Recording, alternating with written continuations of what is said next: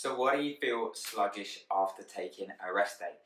This is a common thing that we see with a number of clients and people coming into the gym after taking a rest day and feeling heavier, or the barbell feels heavier, or you feel heavier in terms of gymnastics, or generally you're just not quite feeling 100%. Now, there's a common, I think there's a few things that we see when people take a rest day, and we're going to cover these here with a few tips to be able to kind of manage your week and try to remove that feeling of that sluggishness when you come back into training. So, after a rest day, often a rest day is kind of married up and coupled up with a lower calorie intake. Now, a lot of people will go, well, I'm not training, so I don't require that amount of calories. Now, what we want you to do is look at not just your day, but you've got to be looking at your week, your every 2 weeks, the month.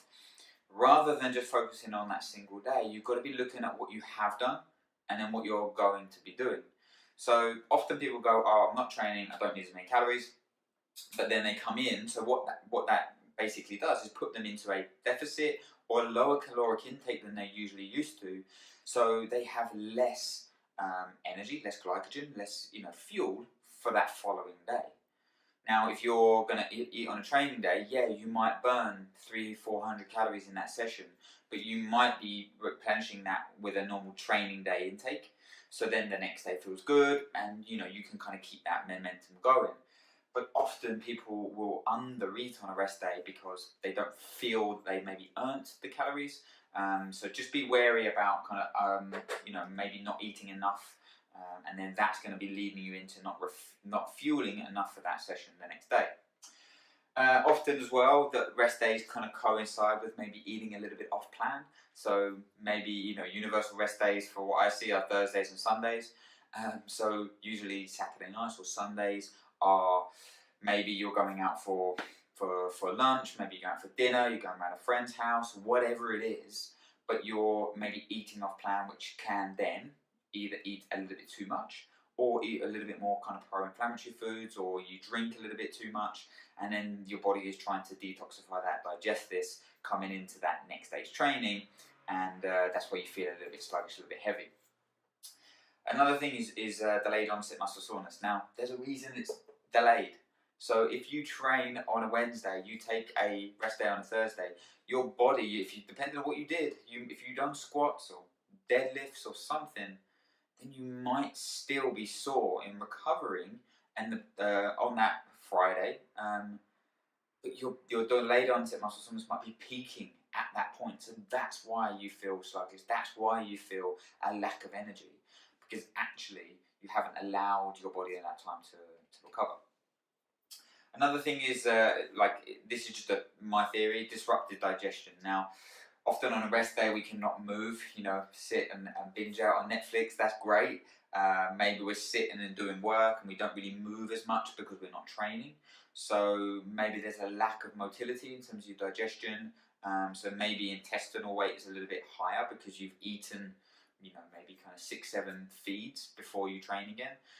Maybe you haven't had a bowel movement, or maybe there's just a slight disruption.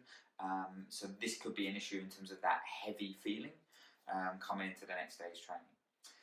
So these are just a few things that I think that can contribute to you feeling sluggish and heavy after a rest day. So what can we do?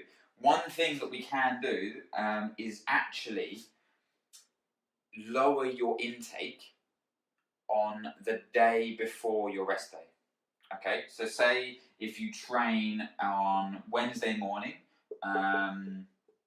so lower intake before rest day. So say if you train Wednesday morning, then you would refuel post-workout, but then the rest of that day can be a little bit lower calories. So almost eating to your rest day calories. Because if you look at what you've got coming up, you've refueled post-workout, but you've got 6, 7, 8, 9 feeds before you're going to train again. That is adequate time for your body to replenish glycogen stores, to provide protein, to provide fats, to provide micronutrients, to help your body recover.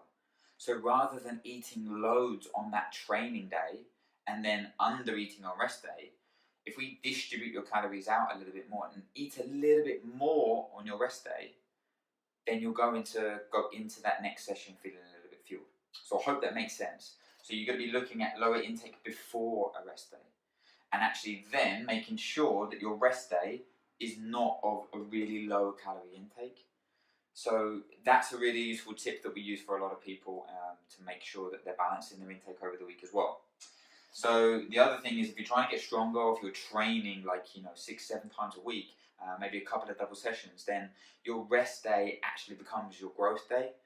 And if you've been following us for a while, then you know that we talk about this time of when your body repairs, it's when your body regenerates. So you'll be looking at not lowering your calorie intake.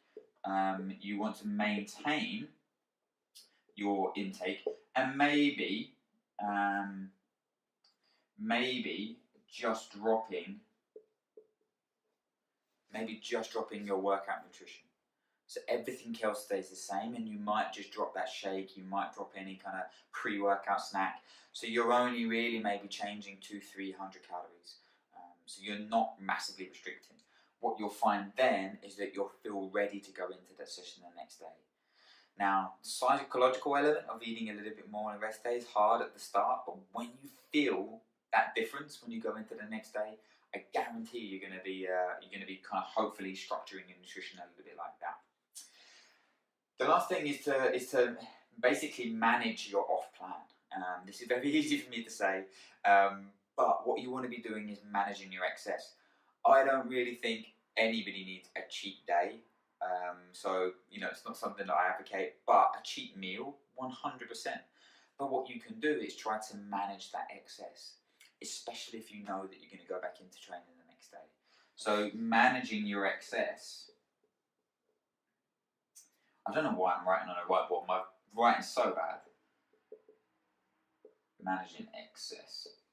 So if you manage your excess, you're going to be feeling better. So it's more of a slightly bigger portion of the usual food that you eat, maybe with a few extras. So rather than kind of completely cheating and smashing a extra large Domino's stuffed crust, with a load of deep fried onion rings, maybe thinking about having a pizza but better quality. Like, this is the type of thing that you can still do, and you'll feel better going to that next session.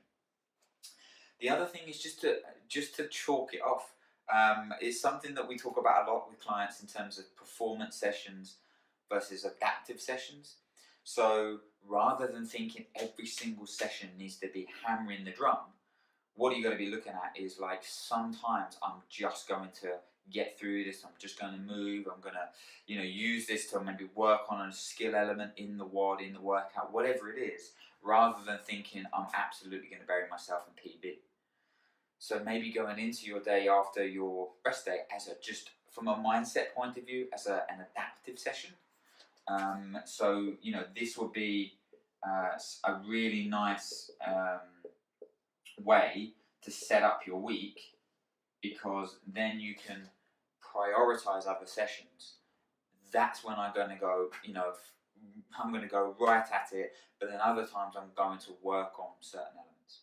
So then you have this kind of nice wave over the week, rather than just trying to get up and just trying to crush everything, which often then leads you falling off the end of the cliff by the end of the week, or even worse, you just kind of set yourself up at the start of the week trying to push yourself too much, and then you're chasing your tail for the rest of the week. I hope this helps in terms of providing a little bit of advice in terms of why we feel sluggish after a rest day. So if there's any further questions, pop them in the comments, and I'll do my best to guide you in the right direction.